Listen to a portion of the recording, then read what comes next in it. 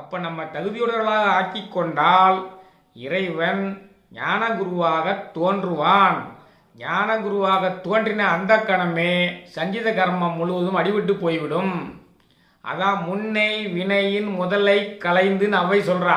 நானா எதையுமே சொல்லலை, தெரிஞ்சுக்கிடுங்க. இது சும்மா கதை விடுற வியாபாரம் கிடையாது.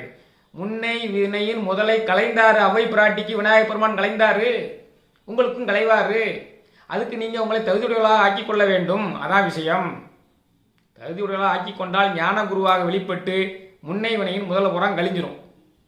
சரி, அப்போ இந்த நிகழ்காலத்தில் அனுபவிக்க வேண்டிய வினையை அனுபவிச்சு தான் ஆகணும்.